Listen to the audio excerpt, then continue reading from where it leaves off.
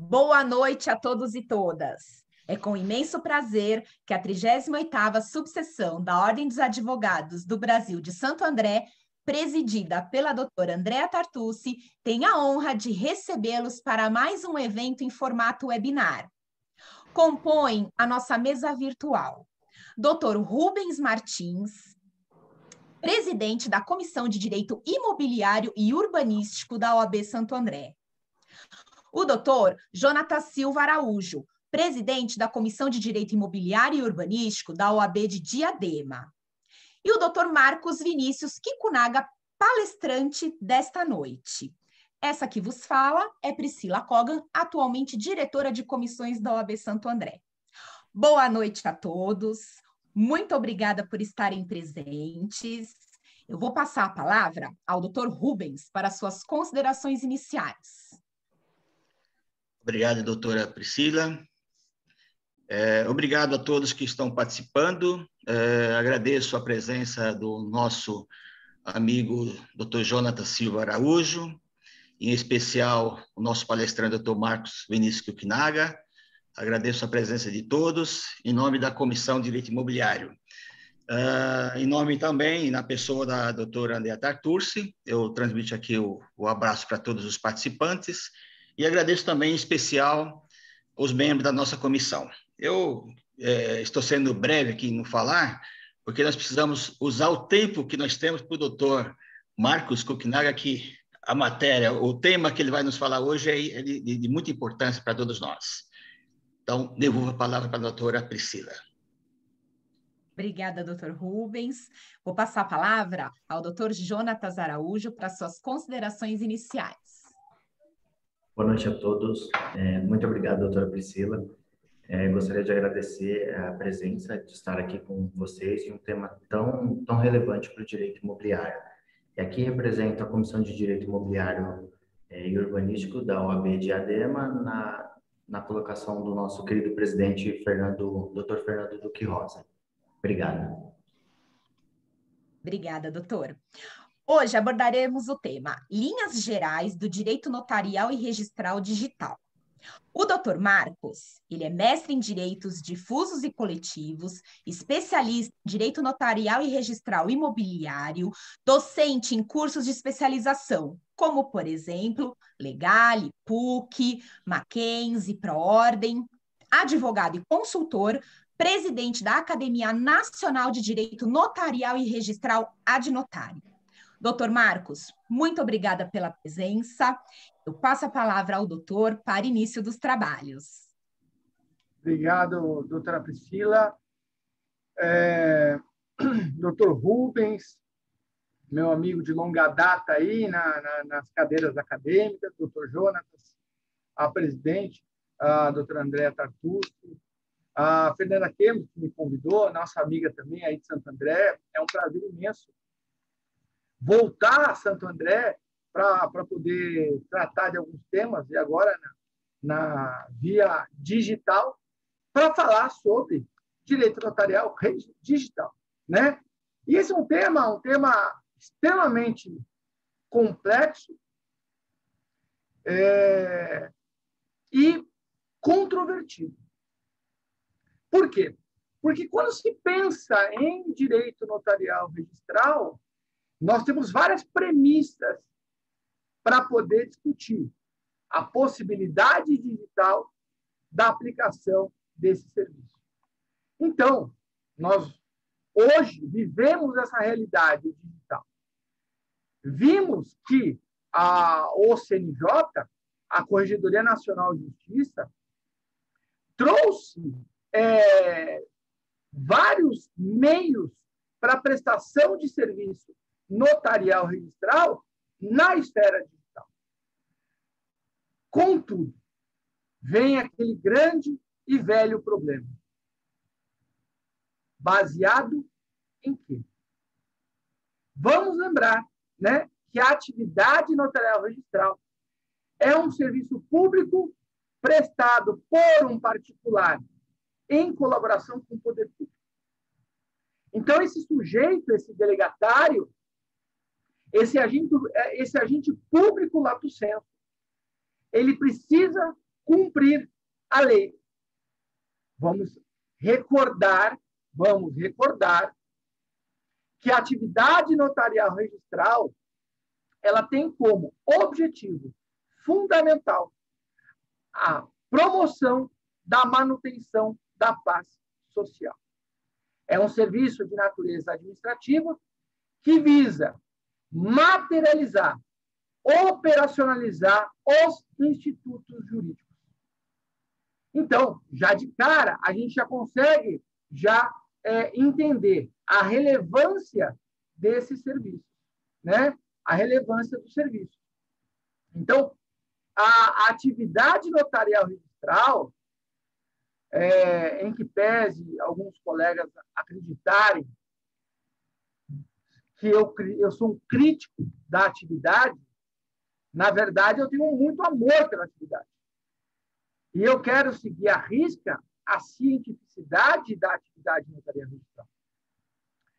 Todas as oportunidades que eu tive de palestrar sobre a atividade notarial registral, eu fui muito enfático em afirmar que é o melhor modelo administrativo que existe. Tanto que a atividade extrajudicial ela não se compara a nenhuma outra atividade pública. Vamos lembrar que tudo que está nas mãos do Estado, naturalmente, pelo menos no Brasil, é ineficiente. Pode ser que em outros países desenvolvidos, você tenha uma eficiência do Estado. Mas no Brasil, infelizmente, essa não é a nossa realidade. Contudo, a realidade dos concursos, a realidade do serviço notarial registral sempre busca excelência. Então, os concursos públicos, eu fui docente em vários cursos preparatórios para concurso. E cada concurso que passou, eu comecei a lecionar no 5º concurso e me afastei no 10º, né? Você começa a perceber que todos os titulares novos, eles vêm com uma outra cabeça, com uma realidade diferenciada, se empenhando na busca dessa eficiência que o Estado delegou. Então, quando a gente analisa a atividade notarial registral, fazendo essa breve introdução, e antes a gente tem que fazer uma reflexão importante, se me permitem, Albert Einstein ele falava que o destino que merecemos ele está de acordo com os nossos méritos. Então, eu vejo que muitas questões que hoje se discute no direito imobiliário, se discute no direito urbanístico, se discute no direito notarial registral, decorre de falta de debate acadêmico, debate científico. Então, na minha concepção, ainda estamos engatinhando no que se refere ao direito notarial registral, no que vinculado ao direito imobiliário. Estamos ainda encaminhando. Estamos caminhando para um bom futuro? Depende. Né? Depende de como é que os notários e registradores estão lidando com os enfrentamentos das suas atribuições. E algumas delas, entendo eu, ilegais. Mas, no momento que você se afasta da lei, você se aproxima de uma norma administrativa abusiva, de uma norma administrativa ilegal, pelo simples fato da Corregedoria Nacional de Justiça fiscalizar as serventias, se ninguém discutir isso, nós vamos trilhar, penso eu, um mau caminho. Por quê? Porque a partir do momento que qualquer pessoa, qualquer cidadão, discutir a legalidade desses atos, podemos ter muitos problemas. Então, no que se refere a direito notarial registral, muitas vezes nós nos afastamos da lei por conta de uma obrigação administrativa, de uma orientação administrativa. E isso é prejudicial para o próprio serviço notarial registral. Tanto que eu sempre defendi que o único fiscal que deveria haver da atividade notarial registral não deveria ser o Poder Judiciário, deveria ser o próprio tabelião e o próprio registrador. Deveria haver um conselho de notários e registradores notórios, sabedores do direito, para compor esse conselho, para poder fiscalizar os serviços dos seus pares, assim como se faz na OAB, assim como se faz na magistratura. Agora, quando se fala de direito notário registral, a lei atribui uma independência a eles no artigo 28 e o Poder Judiciário fiscaliza pela Constituição Federal, fiscaliza a atividade notária registral.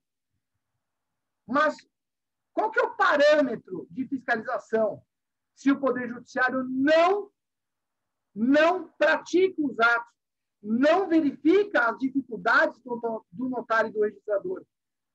Então, é simples para o magistrado falar: você é culpado, você não é culpado. Você tem que agir assim ou agir assado. Quando, na verdade, a dificuldade, a realidade dos notários e registradores é bem diferente daquela que está ali nas normas. Muitas normas são inaplicadas, muitas normas são ilegais, e isso provoca um desrespeito ao cidadão, que o cidadão não pode buscar o seu direito, sendo que a atividade notarial registral ela é obrigada a materializar esse direito. Ela não pode, por quê? Porque tem uma norma dizendo que não pode. E isso cria muitos embaraços para os usuários do serviço. Enfim, vamos começar a estruturar o nosso pensamento fazendo, né, uma análise sistemática do nosso direito brasileiro. A atividade notarial registral, ela, evidentemente, ela tem como pressuposto o consenso. Então, você percebe claramente que a aplicação do direito, a aplicação da norma jurídica, né, do direito positivo, ela se dá na via consensual ou na via judicial. Na via consensual, eu tenho lá o cartório, tenho lá os negócios entre particulares, eu tenho os negócios feitos de forma livre, de forma verbal, de forma tácita, e assim por diante. E aí vem o grande debate. Qual é o objetivo de cada esfera? A esfera judicial e a esfera extrajudicial. O objetivo é o mesmo. É alcançar a paz social. É alcançar a paz social. Então, a atividade notarial registral, quando ela é requerida, quando ela é instada a praticar atos, ela precisa respeitar a presença do consenso. A presença de alguns requisitos legais que a gente vai ver daqui a pouquinho. Em que, eu afirmo, o direito notarial registral, ele já está na esfera digital. Ele já vive essa esfera digital há bastante tempo. Então, a vida do notário registrador não mudou muito. Né? Vai mudar mais do notário, do registrador, nem tanto. Porém, os avanços tecnológicos sempre vão partir, evidentemente, da esfera extrajudicial, que está empenhada em cumprir o seu papel de modo eficiente. Então, na análise que nós temos das normas, a gente vai ver que você vai ter uma lei para tratar do registro público, você vai ter uma lei para tratar da operacionalidade do tabelião de protesto, você não vai ter uma operacionalidade, uma norma procedimental para o tabelionato de notas. Lembrando que a Constituição Federal, no artigo 22, lá, inciso 25, ele deixa claro que a competência privativa é da União, quando se trata em legislar sobre registro público. Então, já de cara, todas as normas do CNJ que vão tratar de registro público são inconstitucionais. De cara. Por quê? Porque vem uma norma administrativa dizendo você, cartório, tem que ter um padrão mínimo de informática. Mas que parâmetro é esse o CNJ impor aos notários registradores uma obrigação administrativa de requisitos mínimos tecnológicos nas serventias, quando a realidade dos interiores do Brasil são realidades que nem internet você vai ter na cidade. Então, me parece que, às vezes, o CNJ e as corregedorias enxergam somente os grandes cartórios das grandes capitais e não enxergam o delegatário da serventia deficitária do interior do Estado, que precisa, para fazer o cumprimento da norma administrativa, ele precisa ir lá na prefeitura, pedir ajuda para o empresário, para poder entrar na internet, compartilhar a internet, para poder subir os dados para o CNJ, sob pena de responsabilidade administrativa. Então, essa realidade está muito distante do CNJ. Assim como a era digital, ela também está muito distante de muita gente. Então, as pessoas falam, não, todo mundo hoje tem celular. De fato, as pessoas que vivem nas capitais, as pessoas que vivem no interior, elas podem ter o telefone para fazer ligação, para receber chamada, mas esse sujeito não é um expert tecnológico. Eu não sou um expert tecnológico. Eu tenho dificuldades na esfera digital.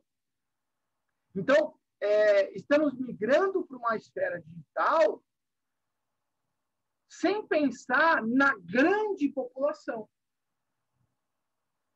E isso, no meu entendimento, não é permitir acessibilidade à justiça. Acessibilidade à justiça é acessibilidade para todos. Então, as grandes capitais, as grandes serventias, rapidamente vão se adequar à esfera digital. Então, antes do provimento 100 do CNJ, que tratou lá dos atos eletrônicos do tabelião de notas, muito antes, já havia escrituras públicas lavradas na esfera digital. Então, no Rio Grande do Sul, em Santa Catarina, os cartórios já faziam atos eletrônicos. Olha que interessante, você entrava num site, digitava, cadastrava seus dados, requeria o que você pretendia, o sistema fazia a busca do que você queria, entrava em contato com o cartório, essa plataforma, o cartório retornava com as informações e as pessoas declaravam lá, eu e o Dr. Rubens vamos fazer uma compra e venda, ele está em Santo André, eu estou em São Paulo, então a gente, por essa plataforma, nós lavrávamos uma escritura pública em Porto Alegre, de forma eletrônica, ou em Santa Catarina. Inclusive, esse sistema, essa plataforma, ela fazia uma consulta de emolumentos referente ao ato. Então, eu e o Dr. Rubens íamos fazer uma compra e venda, a gente entrava na tabela de São Paulo, entrava na tabela do Rio Grande do Sul, entrava na tabela do Rio de Janeiro, e aí a gente escolhia. É o mesmo ato. Isso é uma questão interessante, né? Quando a gente vai falar de procedimentos notários registrais. Então, essa plataforma permitia isso, antes do provimento. Então, qualquer pessoa, de qualquer lugar do Brasil, poderia lavrar atos notariais de forma eletrônica. Mas o CNJ veio e falou, não, você tem que fazer do modo que eu estou mandando você fazer. E, mais uma vez, o CNJ vai e ataca a competência notarial, a atribuição notarial na competência territorial de prática de atos. Então, a gente vê que a atividade extrajudicial ela é demasiadamente complexa. e demasiadamente abandonada pelos juristas. Por quê? Porque se pratica atos não previstos em lei, ordenados por um CNJ administrativo, que não tem competência para tanto. Então, vivemos num mundo muito interessante.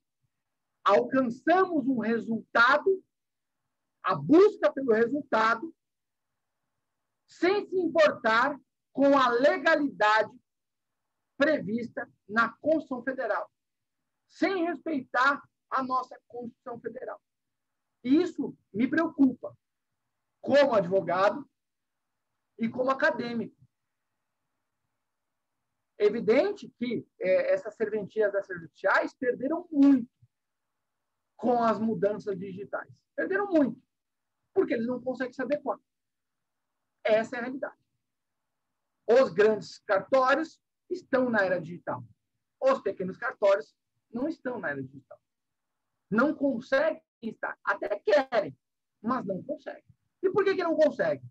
Porque o rendimento do cartório geralmente é deficitário. Muitas vezes o oficial precisa, o titular precisa tirar do bolso, ter uma segunda atividade para poder bancar a administração do cartório. Por quê? Porque a serventia extrajudicial, todo o ônus administrativo é do delegatário. Aluguel, funcionário, papel, tudo é do titular. Então, é fácil falar. Tenha uma infraestrutura tecnológica básica com tais requisitos para você poder nos informar aqui, CNJ, quando, na verdade, não é essa a realidade do país. Enfim, vamos em frente. Qual que é o conceito da atividade notarial registral? A atividade notarial registral, ela é um serviço que materializa os frutos jurídicos, outorgando-lhes fé pública. Trago a vocês aqui o conceito previsto na Lei 8.935 de 94. O artigo 1º, que o serviço notarial registral é um serviço de organização técnica e administrativa. Organização técnica porque ela é praticada por profissional do direito, um expert em direito. Organização administrativa, por quê? Porque a atividade notarial registral, ela tem um cunho administrativo de organização das informações da sua especialidade. Seja ela tabelião de notas, seja o oficial de registro civil, seja o registrador de imóveis, não interessa. O delegatário, ele é obrigado a organizar administrativamente a sua serventia. Para quê? Para quê? Para prestar um belíssimo serviço à população de consulta às informações públicas. Então, o delegatário ele precisa organizar a sua serventia de tal modo que, no momento do requerimento da certidão, a expedição seja imediata. E esse avanço tecnológico permitiu isso. Então, o avanço tecnológico permitiu que a serventia ela se organizasse no mundo eletrônico. Para quê? Para gerar mais eficiência na administração. Então, hoje, antes da reunião, acabei de receber um pedido de um cliente.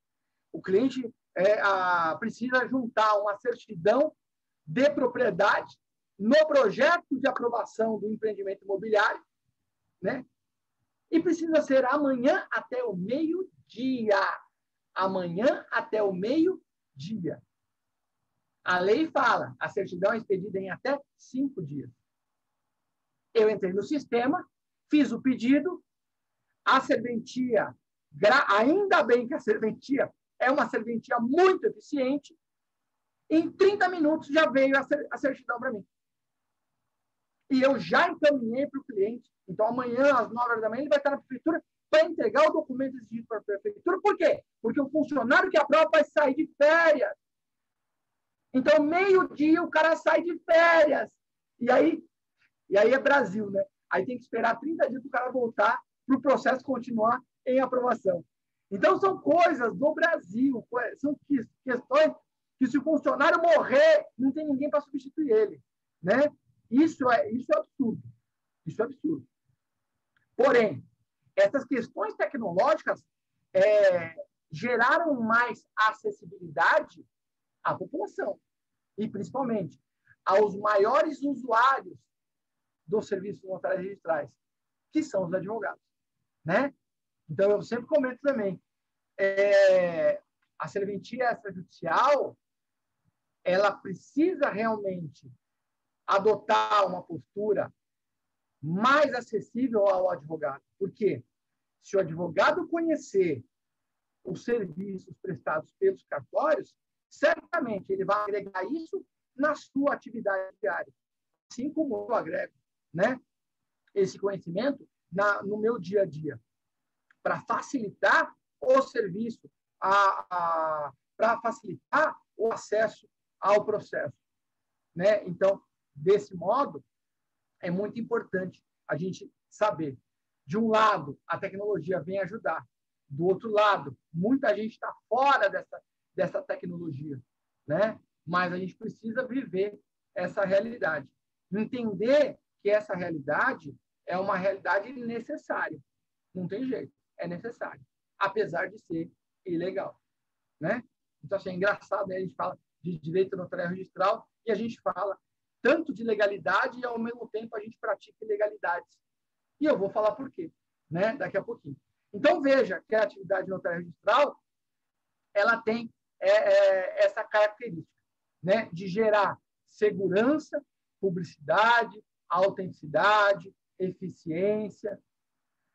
E essa busca tecnológica trouxe isso para nós. Então, eu quero contratar com o Dr. Jonatas. Imediatamente eu entro, faço uma pesquisa do CPF dele para saber se ele tem patrimônio ou não. Amanhã eu tenho que fazer um prazo e o juiz determinou que a parte executada, meu cliente, ele junte a certidão, documentos da Central de Registradores para comprovar que ele não é proprietário de nenhum outro bem. Por quê? Porque ele está sendo executado, né? E, para facilitar as buscas, o juiz determinou, junte a certidão. Para quê? Para que a gente consiga promover a execução de forma mais eficiente possível. Então, esse avanço tecnológico fez com que os estelionatários, né, que os devedores compulsivos aí, né, as pessoas que agem de má fé, também fossem descobertas com mais facilidade. Isso é muito importante para o sistema, né? Se o sistema é mais eficiente em relação à informação, certamente tudo começa a mudar o ponto de vista. Só que é Brasil, né? Então, por mais que a gente tenha avanço tecnológico, nós temos muitas falhas. E isso a gente vai fazer o comentário daqui a pouquinho. Quais são as características do serviço notarial registral? A atividade notarial registral, o delegatário, ele é profissional do direito. Ele é dotado de fé pública. Tudo que ele declara gera presunção de autenticidade, presunção de veracidade. E aí se pergunta, a tecnologia gerou algum abalo em relação a isso? Como é que funciona essa presunção de veracidade no âmbito tecnológico, no âmbito digital? E aí você vai tendo alguns problemas. Então, eu tenho, por exemplo, lá na Central dos Registradores, que eu vou explicar daqui a pouquinho, você consegue fazer a busca de bens, você consegue fazer a visualização de assentos registrais e o pedido de certidões. Qual é o documento necessário para gerar a autenticidade? É a certidão. A certidão, ela tem a presunção de autenticidade. E a visualização de assento registral? Tem presunção de autenticidade? Não, não tem. Não tem presunção. É uma cópia digitalizada ali do assento, mas ali não tem nenhum tipo de informação relacionada a eventuais atos prenotados naquele assento registral. Seja ele uma transcrição, seja ele uma matrícula. Agora, na certidão, não. Na certidão, expedida pelo ofício digital, ele vem a declaração de eventuais atos prenotados. É um documento com outro caráter, com uma robustez jurídica diferente da visualização de matrícula. Muitos advogados, quando eles vão trabalhar, eles puxam só a visualização. Tomem cuidado. Tomem cuidado, porque a visualização não está obrigada, a visualização de matrícula, por exemplo, ela não informa eventuais títulos prenotados para aquela matrícula, diferente da certidão. Então, nós temos que tomar bastante cuidado. E aí a gente pensa, nossa, o âmbito digital é seguro, né? É seguro. Estamos num caminho muito bom para a nossa vida. E aí eu me deparo, na semana passada, com um fato que eu fiquei aterrorizado. Fui fazer um inventário.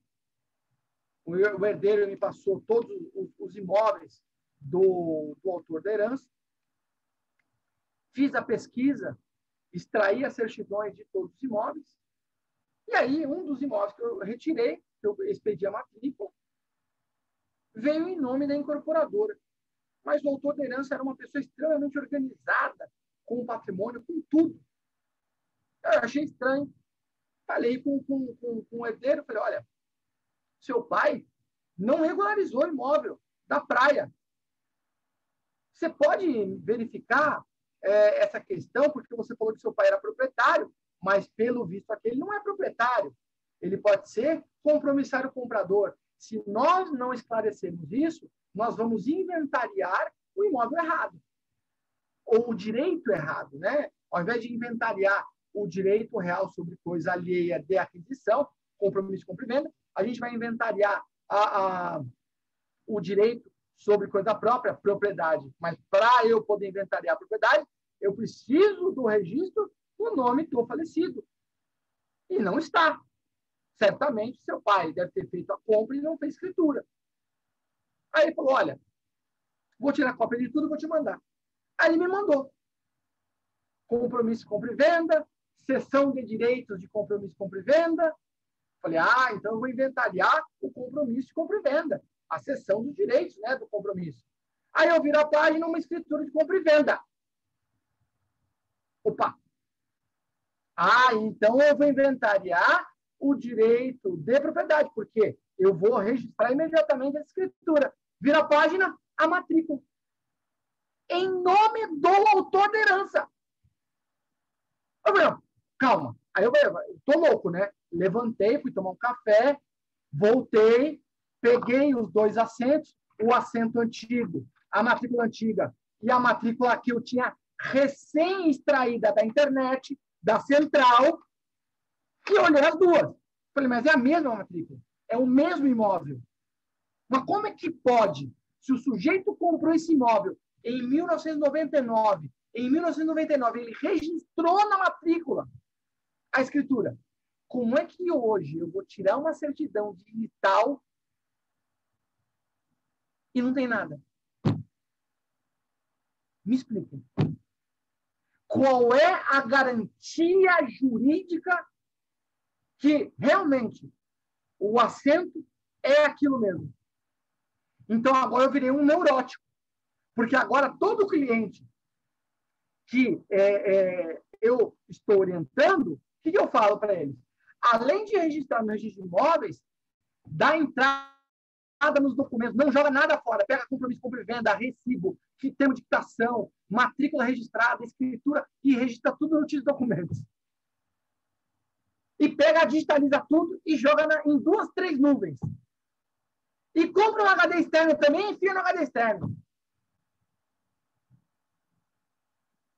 Se tiver disquete, enfia no disquete, sei lá, porque tem as coisas retrô, né?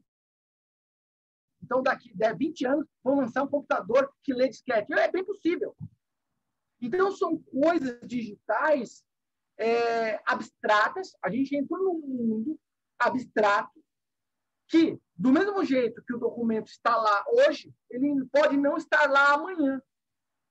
Aí eu volto a me questionar, será que esse avanço tecnológico ele está sendo feito com responsabilidade? Porque depois que eu vi essa certidão de propriedade que excluiu a propriedade do autor da herança, olha, sinceramente, eu nunca tinha visto. Eu fiquei abismado. E a família, ela entrou em pânico. Por quê? Porque se eles não tivessem esses documentos guardados, eu já estaria pensando numa ação de adjudicação compulsória ou numa ação de uso capião desse imóvel. Geraria mais custo para essa família, geraria mais aflição para essa família, quando, na verdade, o sujeito já adquiriu a propriedade em 1999. Então, eu me pergunto hoje, e essa palestra, esse nosso evento, esse webinar, ele vem muito a calhar. Será que esse avanço tecnológico ele é bom para nós? Será que essas exigências, essa gana de entrar no mundo tecnológico, quando se trata do serviço de notários registrais, será que realmente é bom? Muitos vão dizer que sim. Muitos vão dizer que a eficiência será bem melhor alcançada com as digitalizações. Aí se questiona, mas você vai digitalizar os assentos antigos.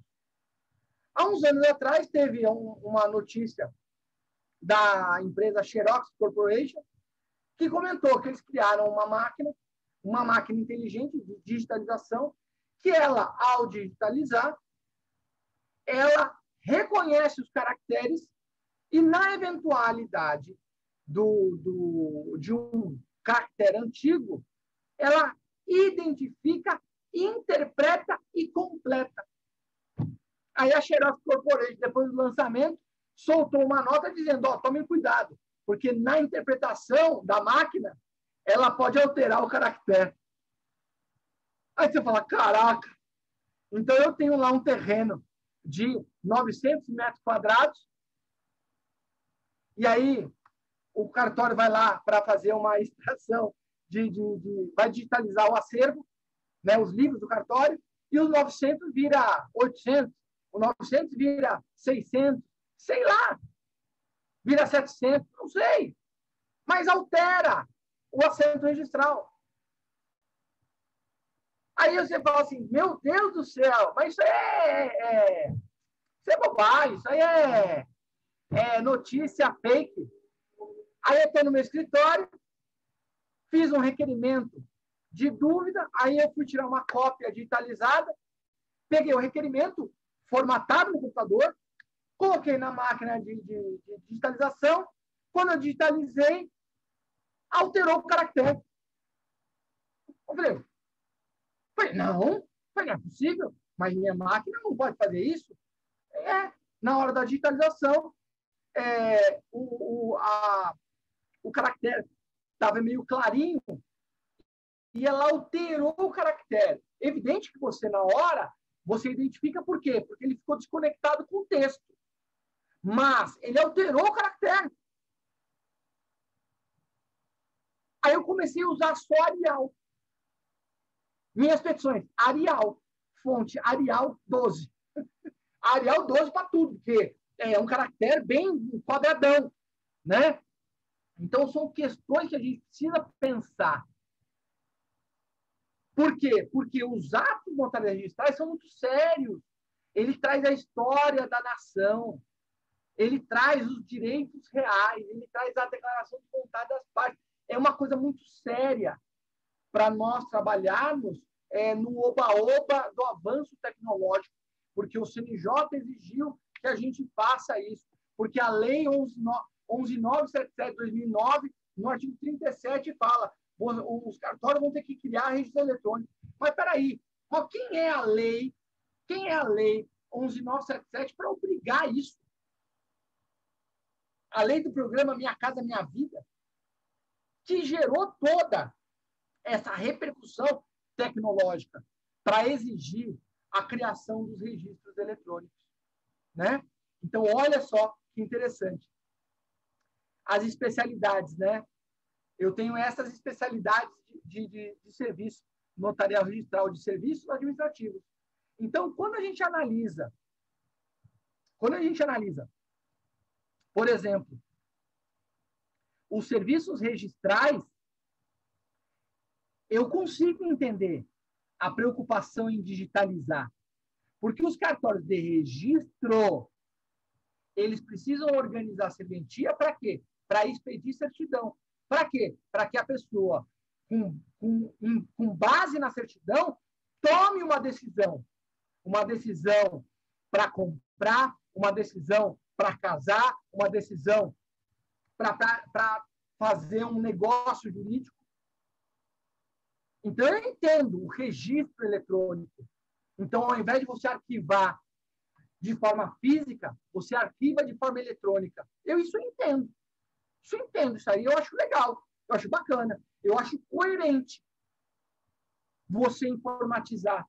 Mas, baseado nesse exemplo que eu dei, da máquina que altera caractere, criaram um modelo de você fotografar o assento. Então, você fotografa o assento, porque a fotografia ela não altera caractere. Ela copia. Ponto. Acabou. O duro, o que vai ser? Que para os indicadores dos cartórios, eu vou ter que digitar. Eu vou ter que alimentar esses indicadores. Para quê? Porque no momento que a doutora Priscila, vamos imaginar que ela vai fazer um inventário e ela precisa fazer uma busca relativa de um assento registral.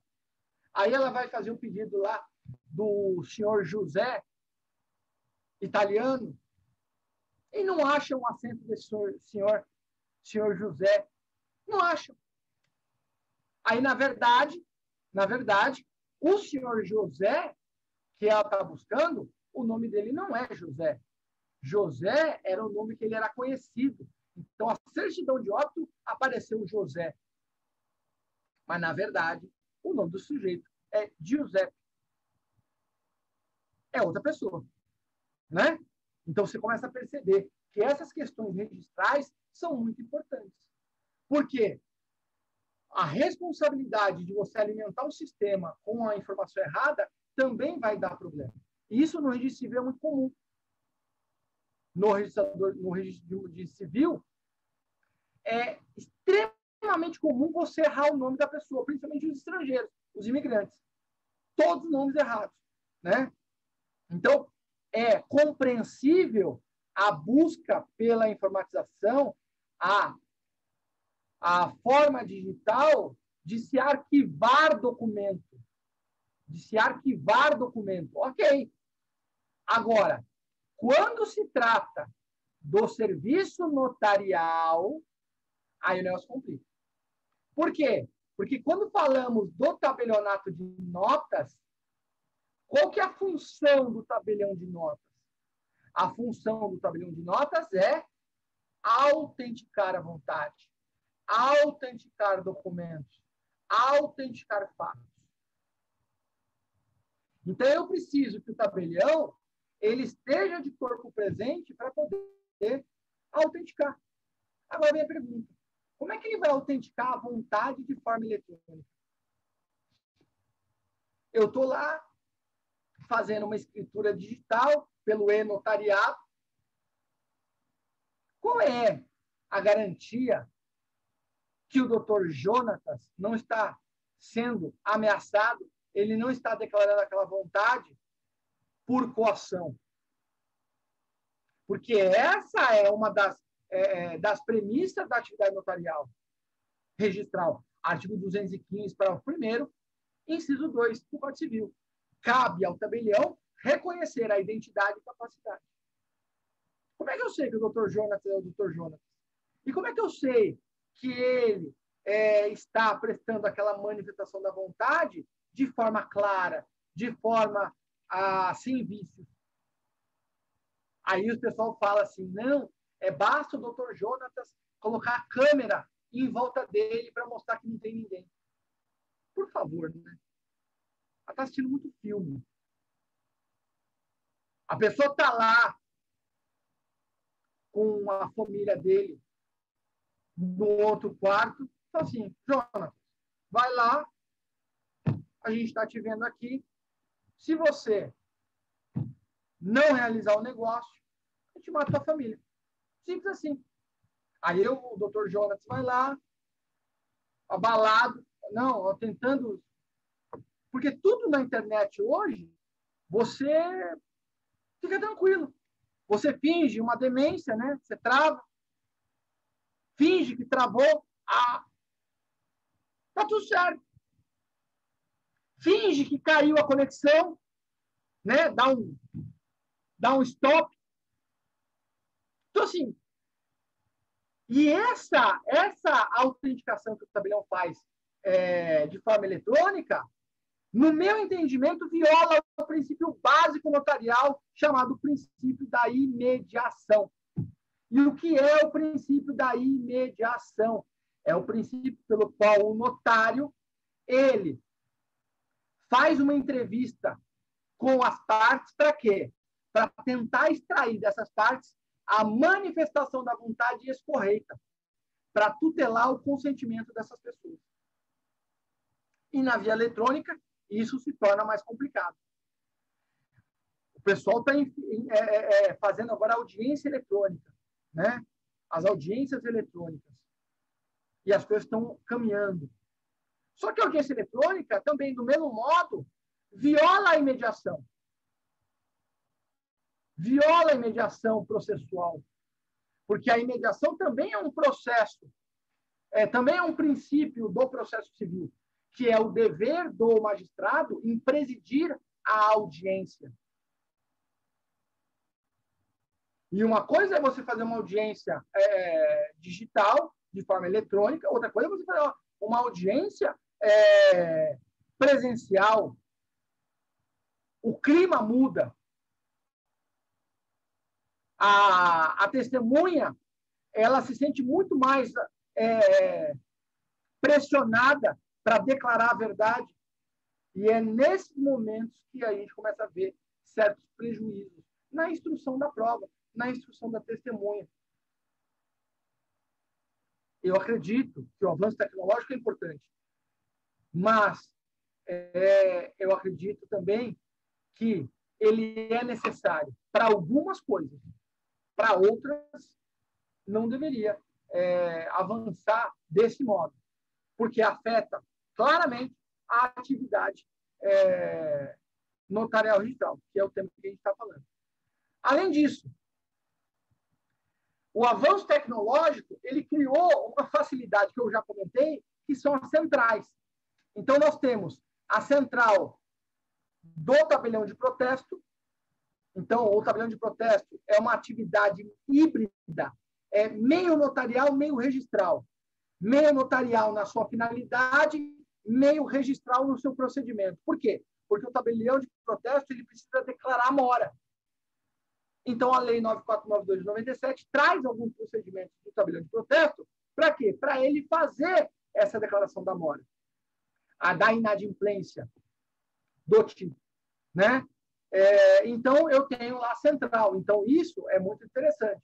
A central do protesto foi uma das primeiras a trazer a informação relativa a eventuais protestos no Brasil inteiro.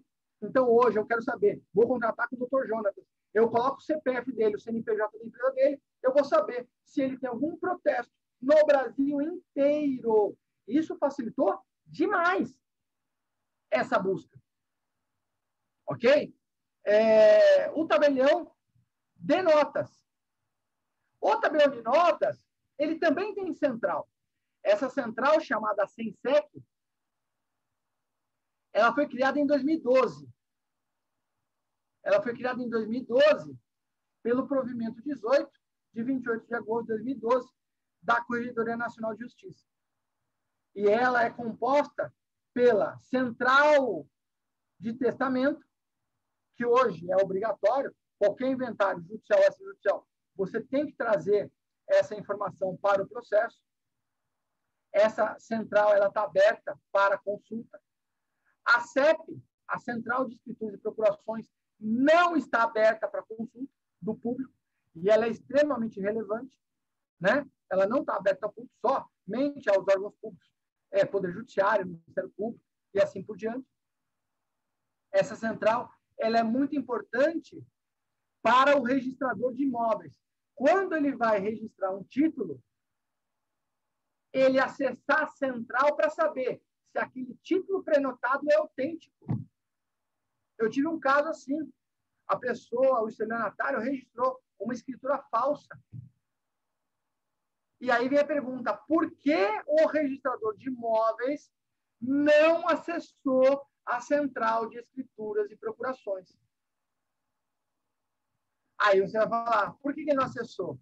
Aí vem uma resposta meio esdrúxula. Porque a central, ele não tem acesso. Aí você pergunta, como assim? Como é que o registrador de imóveis não tem acesso à Central de Escrituras e Procurações? Porque não está na lei, não está no provimento o acesso, então a gente não. Então o colégio notarial não permite. Ai, que ótimo. Então, o registrador de imóveis, ele precisa conversar entre si, entre as centrais, para poder verificar essas questões. É uma questão de segurança social. E aí a gente começa a ver uns buracos, porque uma central não dá acesso para outra central, para o serviço de outras especialidades. E, evidentemente, isso causa prejuízo para a população.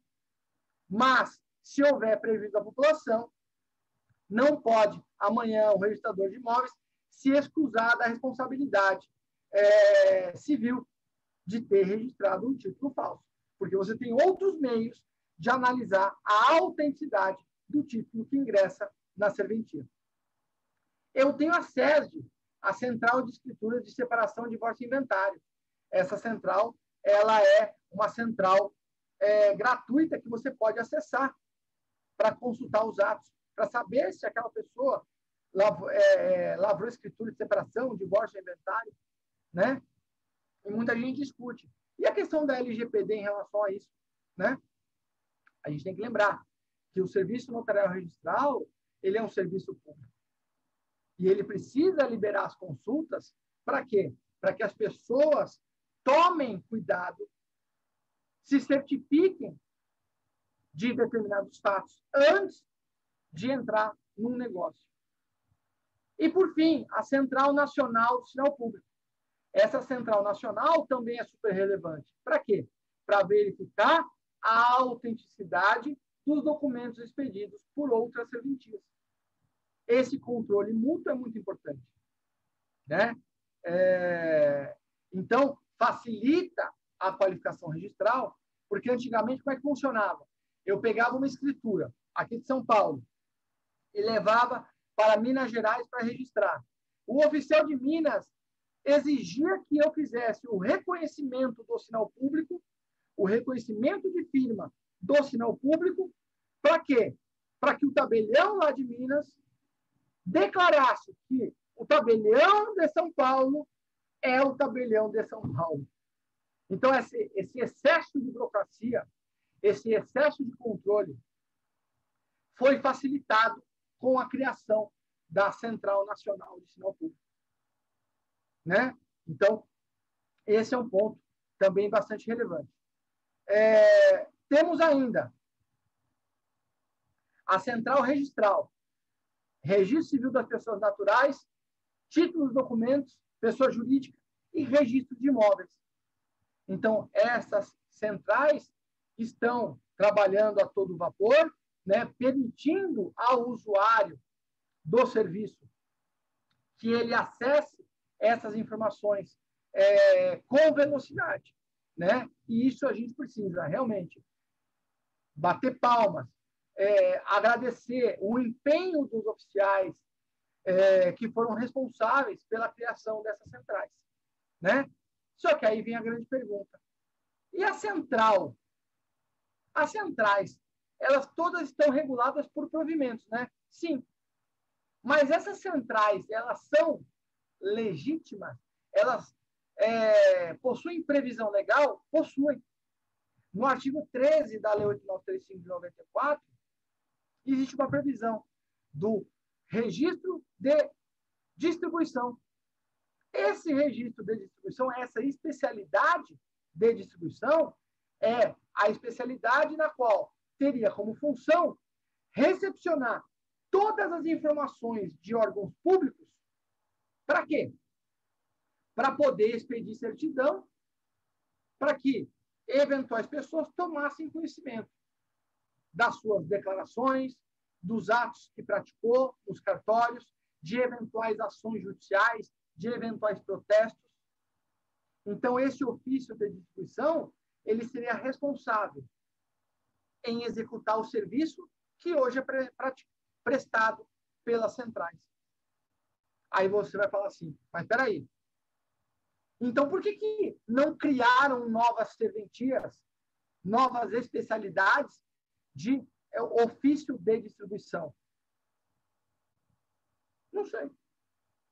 O que eu sei é que as centrais usurparam a competência legal desse ofício de distribuição. E nunca ninguém comentou sobre isso.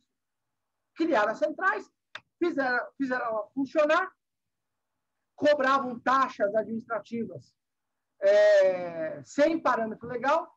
Por quê? Porque quem gere a central é a associação privada. Uma associação privada, personalidade jurídica de direito privado, gerindo informação pública, sem lei que autorize isso.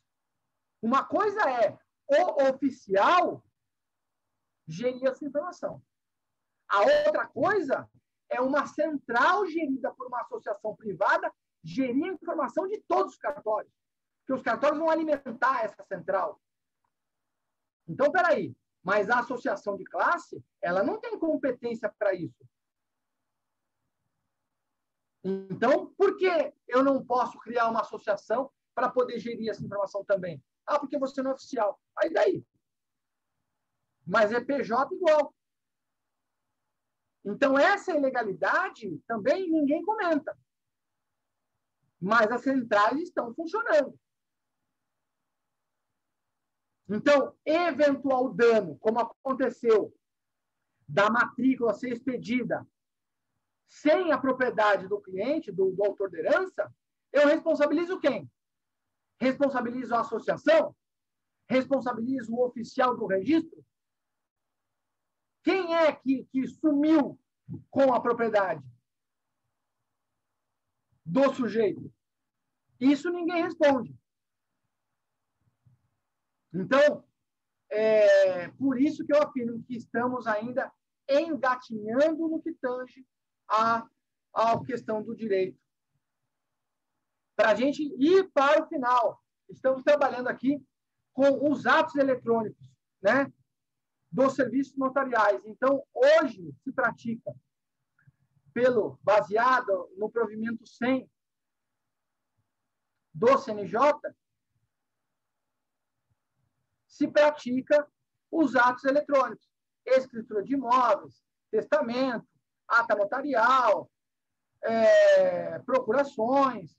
Então, a gente vê que o provimento 100 ele tem algumas ilegalidades, como, por exemplo, falar que a escritura pública ela vai ter uma competência territorial do domicílio do adquirente. Mas como assim? A Lei 8935 de 94, ela fala ou as partes interessadas elas podem lavrar a escritura em qualquer lugar do Brasil. Mas aí vem o provimento e falou, não.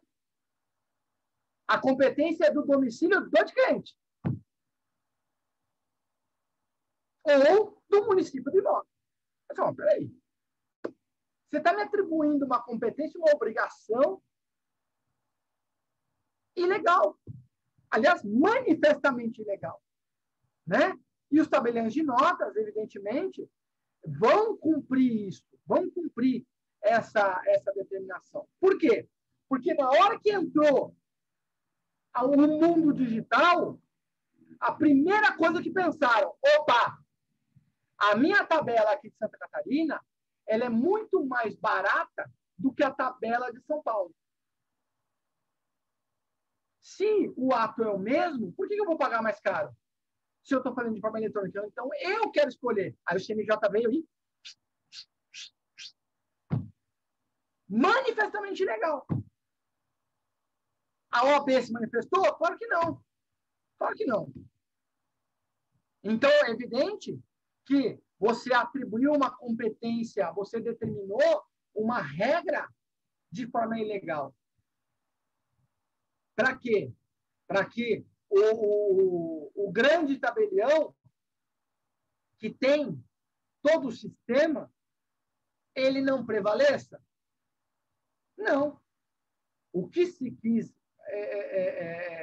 proibir foi justamente o cliente optar por um estado melhor, um estado mais acessível. Porque a tabela de São Paulo realmente é uma tabela muito complicada de trabalhar, principalmente quando se fala em ata notarial. Aí vem o provimento 65 de 2017 do CNJ também. Quando vai falar de uso capião, vai falar, não, a ata notarial tem que ser a ata do local, o tabelião do local do imóvel. Por quê? É evidente que se ele for fazer diligência, é evidente que tem que ser o tabelião. Isso não, o CNJ não precisa falar. A lei 8.935 já fala. Mas nem todo tabelião precisa fazer diligência imóvel, que vai ser o usucapido. Aliás, nem a ata notarial seria obrigatória, né? Mas todo mundo fala que é, mas não é. Então, essas ilegalidades que vão acontecendo no meio notarial registral, caberia uma reflexão um pouco mais acadêmica, um pouco mais científica. Mas o que se vê é, vamos buscar o resultado, sem interessar o meio de buscar esse resultado. E isso é muito perigoso. Porque, no final das contas, meus caros, eu acabei de mostrar para vocês várias ilegalidades. Várias ilegalidades. Né? E vivemos nesse mundo. Vivemos nesse mundo. Não é um modo bacana de falar, mas uma coisa eu consigo afirmar. A atividade notarial registral, com todos esses problemas, ainda se torna o porto seguro da população vulnerável. Sem os tabelionatos, sem os registros públicos, estaríamos numa situação de calamidade. Por quê? Eu conheço muitos deles. E eu sei da grande preocupação que eles têm.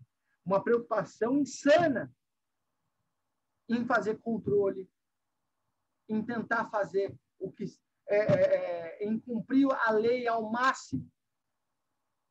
Então, eu entendo que a atividade notarial registral, ela deveria ter mais acessibilidade à população que mais precisa dela. Então, quando a lei 89, quando o Código Civil, no artigo 108, fala que os negócios imobiliários abaixo de 30 salários poderiam ser feitos por instrumento particular, eu discordo. Deveria ser o contrário. Por quê? Porque o sujeito rico que vai fazer negócio de 1 milhão, 1,5 milhão, 2 milhões de reais, esse cara tem dinheiro para contratar um advogado e celebrar um instrumento particular seguro. Agora, o sujeito que vai comprar imóvel de até 30 salários, a pergunta que se faz, quem é que vai fazer o contrato para ele? Ah, sei lá. Isso, sei lá. É esse cara que precisa de tutela. Então, o Código Civil está totalmente invertido. E isso prejudica a população mais carente. Porque a população mais carente não tem acesso à propriedade. A propriedade, esse direito abstrato, que só a classe média alta tem acesso. A classe baixa não tem acesso.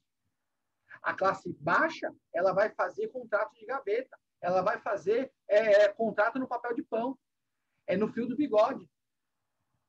Por quê? Porque o sistema registral ele é tão rigoroso que esses imóveis ficam à margem da lei. Basta ver algumas cidades litorâneas, como uma cidade de registro. 90% lá é tudo irregular. Ah, eu sou oficial de registro. Legal. É tudo irregular. E por que é irregular? Por conta desses problemas. Você gera uma lei muito dura, você vê uma ineficiência do Estado, dos municípios, em fazer o controle e o planejamento do município e a fiscalização. E aí começa a surgir loteamento clandestino, condomínios de fato, e assim por diante. E isso dá muito trabalho para os advogados da área imobiliária, né? Porque todos os dias eles têm que lidar com essas dificuldades da população. E a população não tem dinheiro para poder pagar um advogado para ficar com o processo 20 anos. Então, eu vou ficar aqui no meu cantinho aqui quietinha. Eu estou à margem mesmo da lei. O que eu vou fazer? E é engraçado isso, né? Porque o artigo 5º da Constituição Federal, ele fala, né? O direito à propriedade. Que piada, né? Direito à propriedade para quem? Para quem tem dinheiro, né? Para quem tem condições de pagar uma escritura, para pagar um registro, para pagar um imposto altíssimo. Não é a realidade do nosso país, né? Então, meus caros, eu trago aqui que os serviços registrais são praticados nas centrais, né? Os atos eletrônicos são praticados nas centrais. Hoje é possível o tabelião de notas remeter diretamente de forma eletrônica as escrituras para os registros de imóveis, só que tem cartório que não faz. Na capital de São Paulo, né? Tem cartório que faz, tem cartório que já está bem estruturado.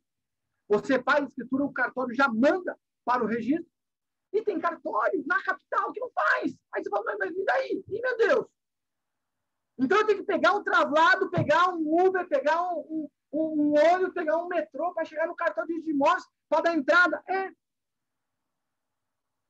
Então, assim, quando a gente fala do direito notarial registral digital, não é para todo mundo.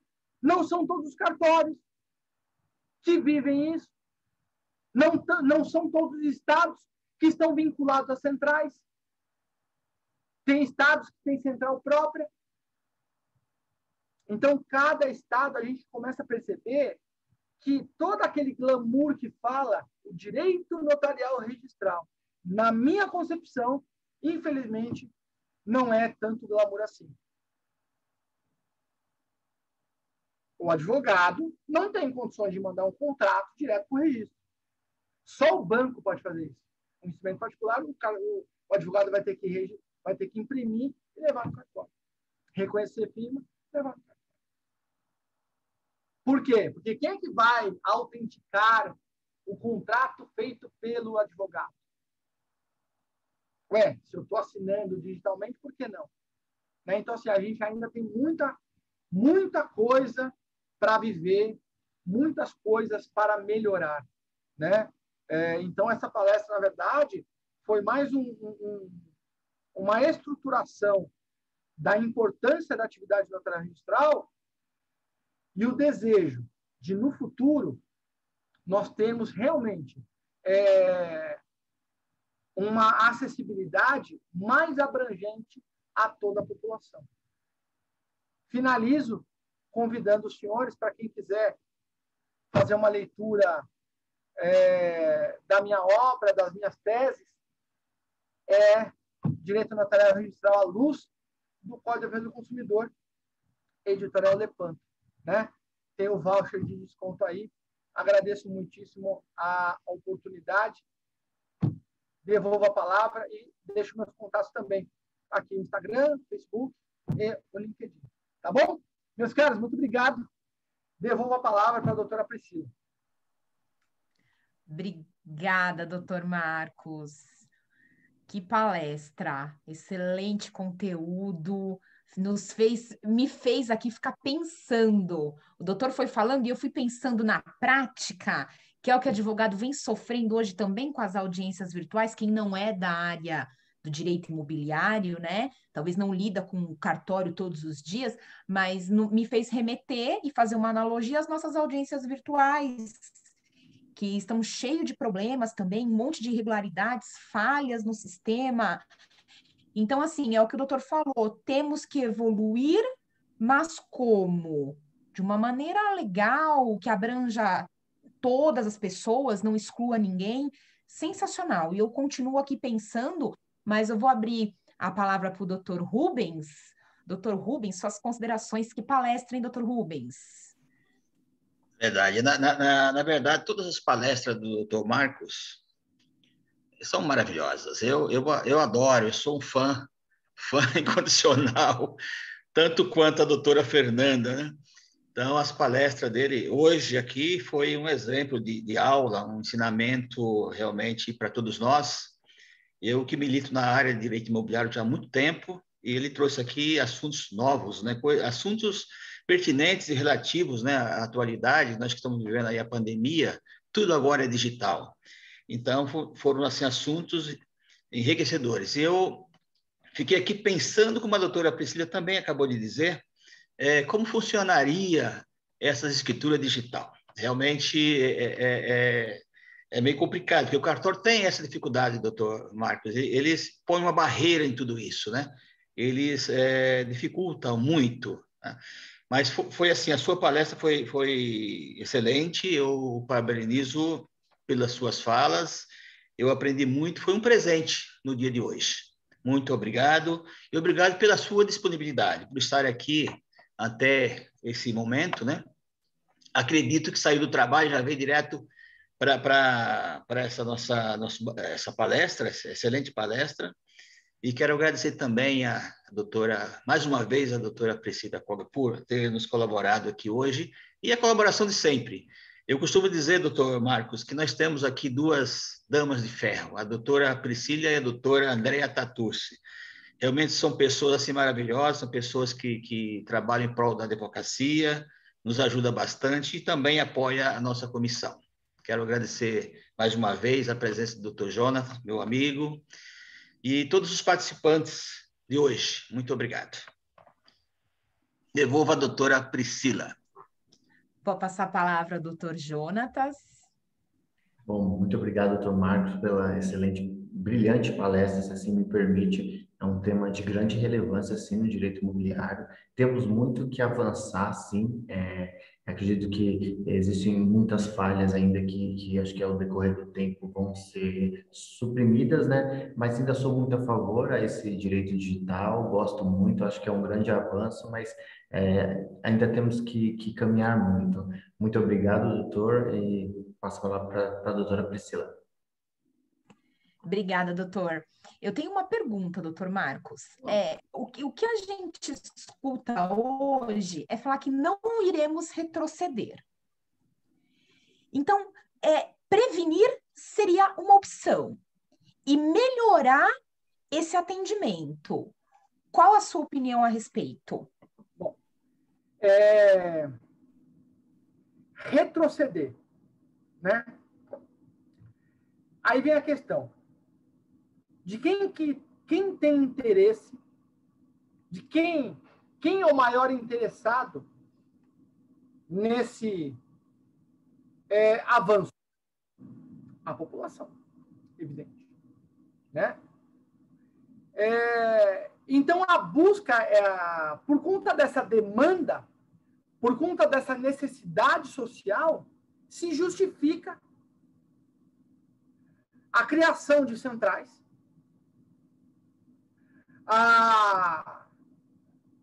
para atender essa população. As centrais, inicialmente, cumpriram esse papel. Exigiram, as corregedorias falaram, vocês têm que criar. Só que já partiram da premissa errada. As corregedorias deveriam, vamos cumprir. Dentro da lei, vamos abrir concurso para 500 vagas de oficiais de distribuição no Brasil. E esse ofício existe. Eu fui visitar ele no Rio de Janeiro. Ele existe. Então, passaram por cima disso, criaram-se as centrais. A central, ela gera muita despesa, ela gera muita tecnologia, que as associações de classe dos notários registradores fizeram muitos investimentos, e evidente, o investimento custa. E eles colocaram lá a taxa de administração. Baseada em quê? Baseada no que eles acharam justo. E o resultado disso foi uma arrecadação que não se tem notícia, mas a pergunta é, para onde vai essa arrecadação? Se a taxa de administração não é pública, ela é particular. Sem controle. Aí vem o CNJ e fala o seguinte, não pode mais.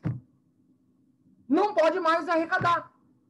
Você pode cobrar os emolumentos, serviços em lei, mas você não pode mais arrecadar. A pergunta é, e o que foi arrecadado? Entrou para quem? No bolso de quem? Das associações. Justo? Justo. Eles fizeram investimento? Justo. Mas aí vem a pergunta, pode o CNJ entrar nesse mérito de autorizar ou não uma pessoa jurídica de direito privado em não cobrar por um serviço prestado? Olha a bagunça, doutora Priscila. Então, a gente está tudo assim, sabe o que parece? Parece que a gente está todo mundo na pipoca em Salvador, cada um tentando buscar o teu. E a gente começa a perceber que a falta de legalidade, a falta de organização na atividade, a ingerência do Poder Judiciário nos serviços notariais registrais só traz prejuízo. Só traz prejuízo. Por quê? Porque a lei autoriza, atribui ao delegatário da serventia, no artigo 28 da Lei 8935, a independência jurídica. Aí eu vou e falo para o registrador de imóveis. Olha, eu gostaria que você fizesse esse procedimento de uso campeão extrajudicial sem a ata notarial, considerando que eu tenho vários documentos para comprovar as minhas alegações. Aí o registrador fala, é o seguinte, mas a ata é obrigatória. Por que está obrigatória? Onde está escrito que é obrigatória? No artigo 216A da Lei 6.015. Aonde está escrito que é obrigatória, que é imprescindível? Muito pelo contrário, fala, será instruído com ata notarial que vai atestar posse de tempo. Ata notarial não atesta posse de tempo. Já de cara, já não dá para fazer a ata notarial. Conforme o caso e suas circunstâncias. Ué, conforme o caso e suas circunstâncias, não é todo caso. Não seria mais lógico o oficial ter a independência de falar, gostei da tua tese, entra, vamos processar o teu uso campeão sem ata. Não. O que o oficial tem que falar para mim? Olha, sabe o que é? É que eu não posso afastar a ata. Por quê? Porque todo mundo pede, aí eu vou entrar com uma bola dividida, com os tabeliões, aí também tem a corregedoria, tal, que exige. Então a pessoa trabalha sob o manto de uma corregedoria que fiscaliza exigindo atos ilegais, quando a norma de serviço, por exemplo, ela fala, a resolução 35 de 2007 do CNJ, ela fala, a procuração para separação de divórcio terá validade de 30 dias. Baseado em quê? O Código Civil não fala de validade nenhuma. Fala de validade para procuração para casamento, mas para separação de divórcio, não. Então, o CNJ, numa norma administrativa, ele viola os direitos básicos do usuário. E o cartório é obrigado a exigir. Fala, pô, você vai precisar autorizar a certidão. Ah, muito bem. Só que a certidão é do estrangeiro. Então, vai demorar. Ah, não. Então, o prazo de validade para documento estrangeiro é 90 dias. Ah, ok. Só que, dependendo da localidade, a pessoa não consegue sair de onde ela mora, de onde ela trabalha, para outro lugar, outro estado dentro do país, onde tem o consulado brasileiro, para poder fazer uma procuração para mandar para o Brasil.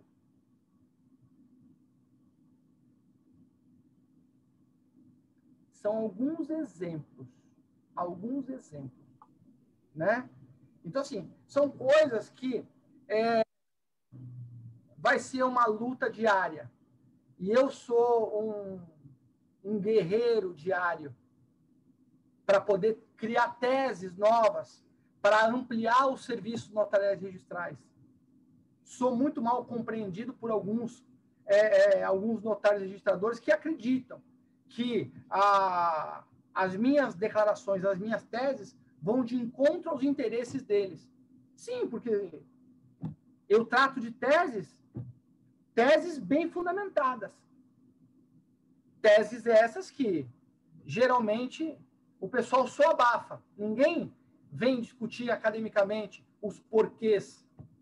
Mas a atividade notária registral, ela ganha muitos pontos quando ela cumpre o seu papel. E quando ela cumpre o seu papel, você percebe claramente que ela promove realmente a manutenção da paz social.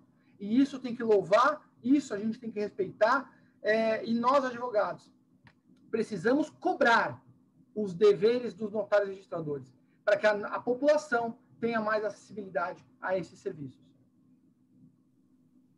Para o usuário não perder, né, doutor?